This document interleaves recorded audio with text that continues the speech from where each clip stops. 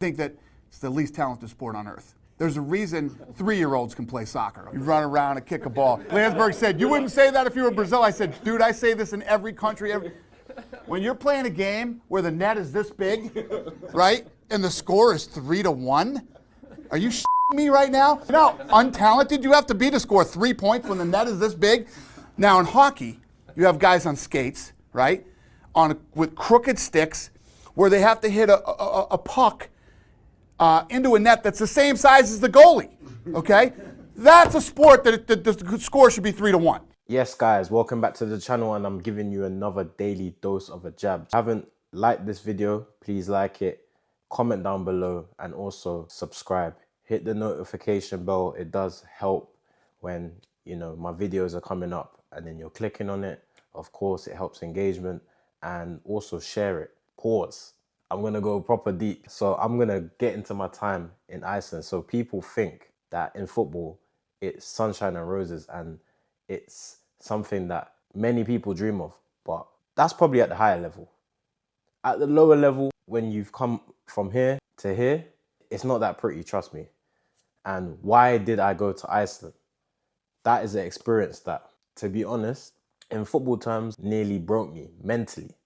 That was something that, if I can go back, probably definitely would have changed that part of my career.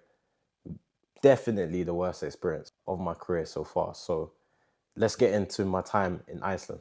So why did I go to Iceland? What was the reason? Why would someone ever go play football in Iceland? You're thinking, this is your fault. Why would you go do it? And looking at me, probably from inside to out, I probably wouldn't blame you for thinking that. But at the time, it was COVID, lockdowns, all the rest of it. Other stuff that I'll get into in other videos coming up, and stay tuned for that. But I thought at the time, it's something far away where I need to get back playing again. And that was an area and a location that I believed that they were playing, and they were actually going through the football season unaffected by COVID, etc. And they were back playing quite quickly, if I do remember, compared to other countries. And that was very frustrating for me at the time, because it was a stop-start season. I was playing in Germany. I had opportunities to go back playing in Canada, and at the time in Germany, it just wasn't the right fit, the club I was at. So I decided that it was time for me to go, and I ended up getting approached by a club in Iceland. And how did it happen?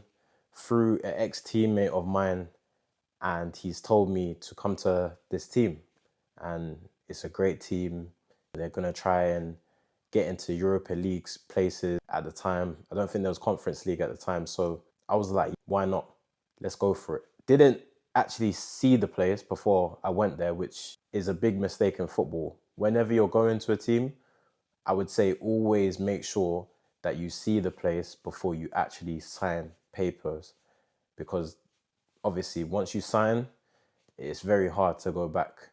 So that's a mistake I made. I would also say it was a location where Scandinavia, it was probably at the lower end, and you could actually do well and then end up in bigger leagues in Scandinavia. And Scandinavia is a place where a lot of people do thrive in their football career if they're playing at a certain level. So I said to myself, it probably does make a little bit of sense, but I had no idea of what football's like there.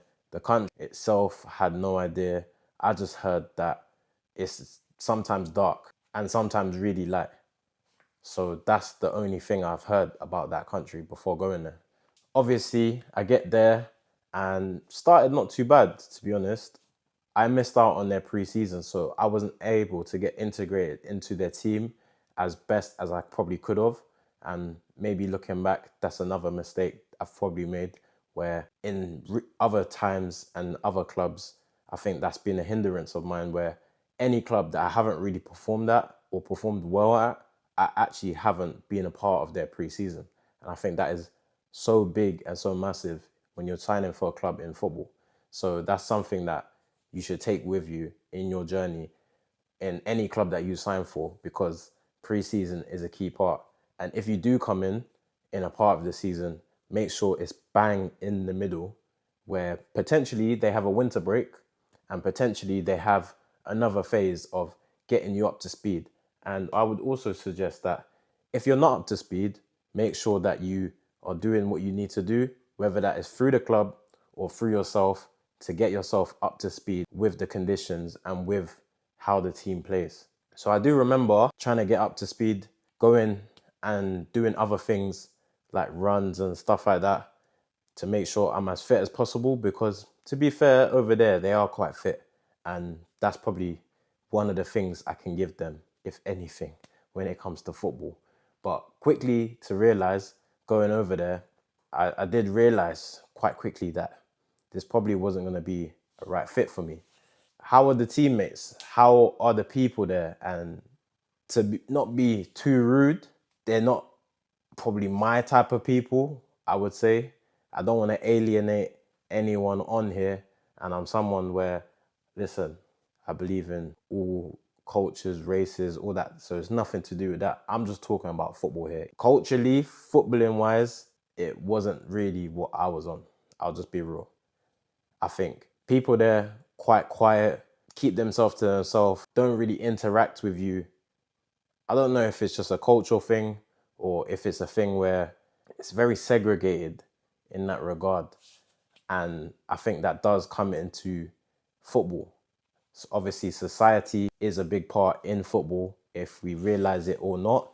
And I think that does have a big impact when it does come into playing as a player and also being the best version of yourself. So never, ever, ever did I spend time with any of my teammates off the pitch. For example, going to their house or going for a meal or going for a drink, whatever it may be. I don't remember any time spending with my teammates outside of training.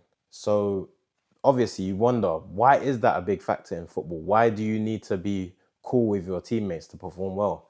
I think just naturally, any team I've been in that I've been successful in, I've always had teammates where at least a few of us were friends off the pitch or very cordial off the pitch, where we interacted and we got on. Going into the season, how did the season start? I think I started the season, if I'm not mistaken, I started the season on the bench maybe. And I think they've tried to integrate me quickly into the team. So I started on the bench. Obviously, I've come on in a few games maybe. I need to actually double check. I don't remember exactly, but this is just from my memory speaking. And I would say in my start, when I played, I think I did quite well for a player that hadn't had a pre-season and a player that didn't know anything about Icelandic football, or I couldn't even speak the language, to be honest. So for me personally, I thought I had a good start, and that was probably the start and the end of it, to be honest. In the moments that I played, I did show good quality. I did show moments where I looked different from the rest of my teammates and what they brought. I remember we did have a young team, to be fair, so that might be a factor as well. But I think the older experienced players, they didn't show anything that it was going to be a good season. And I think they probably let the club down a lot, to be honest. Especially the fact that the club that they represented, they're from that area. And I thought you would probably be doing more for your club and for your society and culture and your whole area. I thought that would be something that would be the bare minimum, but it definitely wasn't. And that's something that hindered the team a lot. And we ended up getting relegated that season. How did we get relegated in that season? And how do they keep getting relegated time after time, this club? To be honest, I can just speak from my experience. Play your best players is a start. If you had a player like myself from a higher level coming down to play in your team where you haven't seen that talented players that often, I would say play them instead of playing players that you know what you're going to get and they're not of the quality in the league. Because listen, the league is actually not that bad. There's some really good players that go and kick on and play at a higher level. But when you're talking about who was picking the team, I'll get into that now. and I'll also get into that into another video. So who was picking the team? We had, wait for it, 2 managers, which I've rarely seen in football. The only time 2 managers ever work in football is if they're brothers. If they're not brothers or they're not childhood friends, and even that could go wrong if they're childhood friends because they can fall out. If you're childhood friends, you can fall out easily. Or something could happen, obviously. But if you're brothers, it's bigger than football.